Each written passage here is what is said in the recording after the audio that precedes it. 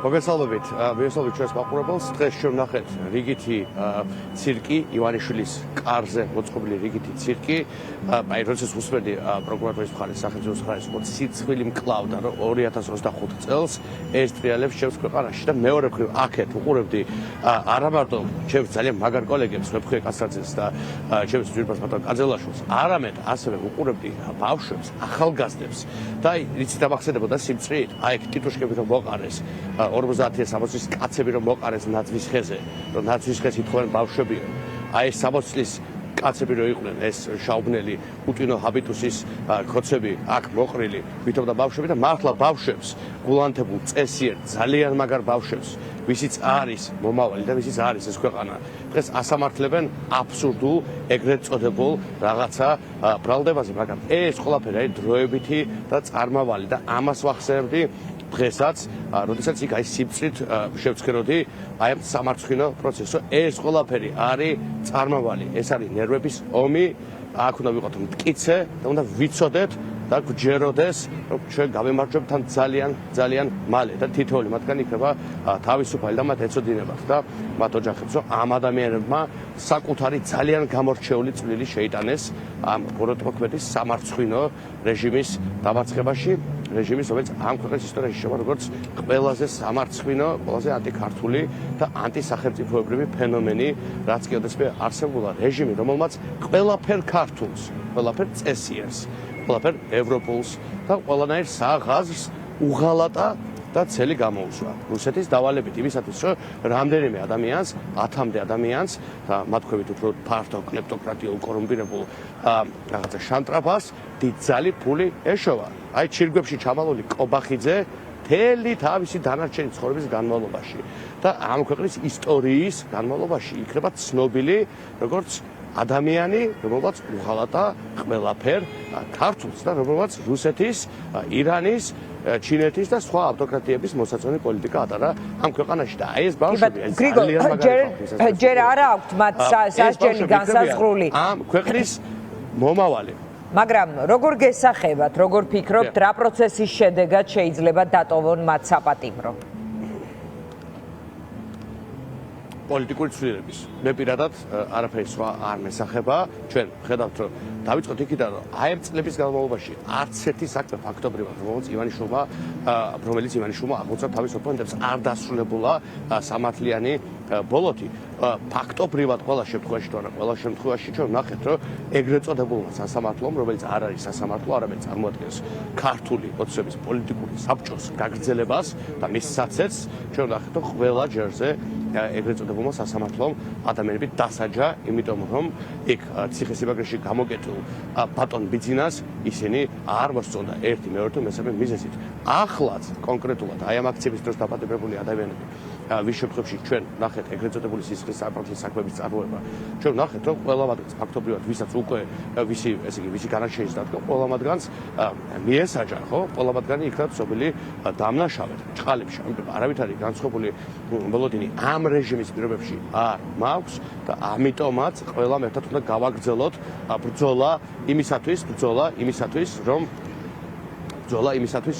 ეს რეჟიმი დასრულდეს, პოლიტიკური მართლმსაჯულება დასრულდეს, ამ ქვეყანაში გატარდეს ყველა რეფორმა, რაც არის აუცილებელი იმისთვის, რომ აი ეს დაწყევლილი მოჭადრაკეული წრე გაირღვეს და იმისათვის, რომ აი ამ კლანის მაგიერ თავისუფალი, წესიერი, პროქართული და პროადამიანური მოსამართლეები ყავდეს ამ ქვეყანას და მართლა აი ეს დამღლელი ყოფა, რომელშიც ვართ 33 წელი, აი ეს დამღლელი ყოფა დასრულდეს. აი ვინმე არის ამ ქვეყანაში, ვისაც არ უნდა, რომ ამაში აღარ ვიყო, სირცხვილი არ არის, რომ ამაში ვართ კვლავ.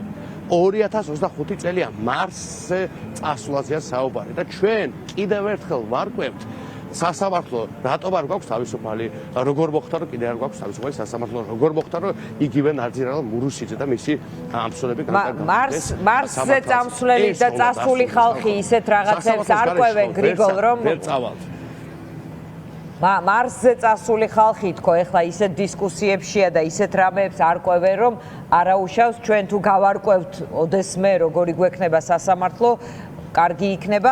მინდა გკითხოთ, ვიცი რომ ბალტიის ქვეყნებში ზოგმა მარსზე წასვლა იცის, ზოგმა მარსზე წასვლა იცის, ზოგმა გეოპოლიტიკა. ყველა მის უნდა აკეთოს, რაც იცის. ეხლა იმ პატრიცებულმა იცის მარსზე წასვლა და კარგია რომ ამ მიმართულებით იაქტიუროს. და ვიღაცამ იცის გეოპოლიტიკა თუ პოლიტიკა და ემართლა პოლიტიკის მიმართულებით უნდა იაქტიუროს. და საბოლოოდ ეს ასეც იქნება დამოწმებული. კი ბატონო, თქვენ იყავით ცოტა ხნის წინ ბალტიის ქვეყნებში, აი ამ საგარეო აქტიურობით რას იგებს მოქალაქე დღეს ქვეყნის შიგნით. მათ შორის დაპატიმრებულის მშობლები, ქუჩაში აქციაზე მყოფები, სამსახურ დატოვებულები ან ისინი, ვინც აგრძელებენ ცხოვრებას და შეიძლება არ დადიან აქციებზე და ამის მიღმაც რაღაც სურვილი აქვთ, რომ ნორმალურ ქვეყანაში იცხოვრონ. ძალიან კარგი კითხვაა, მადლობა. კარგი კითხვაა, თუნდაც იმიტომ რომ მე ყოველთვის ვამბობ, რომ საგარეო პოლიტიკა იზრდება ქვეყნის შიგნით. მართალია, საგარეო პოლიტიკა ხდება გარეთ ფიზიკურად, მაგრამ მისი ეფექტები უნდა იგრძნოს ყველა მოქალაქემ და უნდა იგრძნობოდეს შინ. ნორმალურ დროსაც, ნორმალური პოლიტიკის ვითარებაში საგარეო პოლიტიკის მიზანი არის რა? რომ ადამიანების გამდიდრება შეუწყოს ხელი, ინვესტიციების შემოდინება შეუწყოს ხელი, სახელმწიფოს ეროვნული ინტერესების გატანას და დაცვას შეუწყოს ხელი. ამიტომაც საგარეო პოლიტიკა უნდა შევეჩვიოთ, რომ გავზომოთ აქ ვიგრძელით თუ არა ჩვენს თავზე საგარეო პოლიტიკის დადებითი ეფექტები და აქედანვე მოდის კითხვა, რომელიმე ქართველმა იგრძნო ევროკავშირთან დაახლოება ბოლო თვეებში, იგრძნო მეტი მშვიდობა, იგრძნო მეტი უსაფრთხოება, იგრძნო მეტი დაცულობა, მეტი შანსები გვაქვს, მეტი პენსიის შანსი გაჩნდა, მეტი დასაქმების შანსი გაჩნდა, მეტი პერსპექტივის შანსი გაჩნდა, იქნება ეს ახალგაზრდებისთვის, ნებისმიერი ასაკის ადამიანისთვის. პასუხია არა. ამ ქმედ უნდა რომ პარალიზებული პარლამენტის და დასანქცირებული აბსოლუტურად არაკომპეტენტური სრულიად გაურკვეველი ადამიანები დაკომპლექტებული ხელისუფლების ეგრეთ წოდებული ხელისუფლების პირობებში, რა თქმა უნდა, ვერც ერთმა ქართულმა ვერ იგრძნო და ვერც იგრძნობს ვერავითარ წინსვლას. და ჩვენ ამიტომ უნდა მივახციოთ მათ შორის სწრაფ და სწორ პოლიტიკურ ცვლილებას, რომ საქართველოს საერთაშორისო ასპარეზზე წარმოადგენდეს ადეკვატური ადამიანები, რომელიც იცავენ საკუთარი სამშობლოს ინტერესებს. რაც ქართულმა უცნობ გააკეთა. რა ტიპის წინსვლა გქონდათ ამ მიმართულებით, გრიგოლი? მოგახსენებთ, კი, რაც შეეხება კონკრეტულად ამ ვითარებასაც ეხლა გვაქვს ქვეყანაში და კონკრეტულად ამისკენ მიმართულ საგარეო ძალისხმევას, იმიტომ ჩვენ რა თქმა უნდა ამ ვითარებას პასუხობთ. პირველი, ჩვენ მუშაობთ იმისთვის, რომ გაიზარდოს საგარეო წნეხი, რა თქმა უნდა ჩვენ ვხედავთ, რომ ფაქტობრივად 5 თვის თავზე არჩევნებიდან არც ერთი ცივილიზებული დემოკრატიული სახელმწიფო არ აღიარებს ამ ხელისუფლებას. ჩვენ ვხედავთ, რომ ფაქტიურად კვირა არ გადის იმის გარეშე, რომ ახალი ტიპის ზომები და სანქციები არ დაწესდეს. ჩვენ ვხედავთ, რომ არც ერთ ფორმატში ამ ხელისუფლებას არ ქონია წარმატება და ვერავის ვერ მიასახა საკუთარი ცრუ ნარატივი ეგრეთ წოდებულ არჩევნთან დაკავშირებით.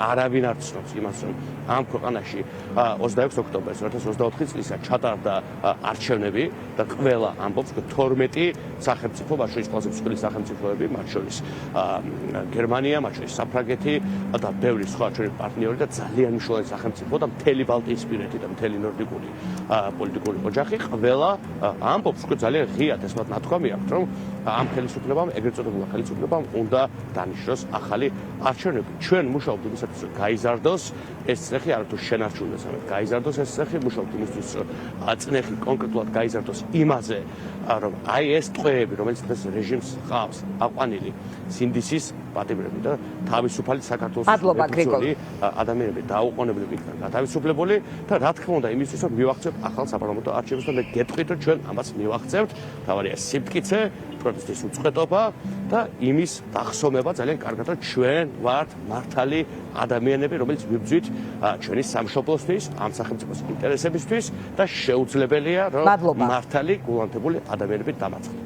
მადლობა, გრიგოლ გეგელია პასუხობდა ჩვენს კითხვებს და ახლა ჩვენ ჩავთავთ რეჟიმ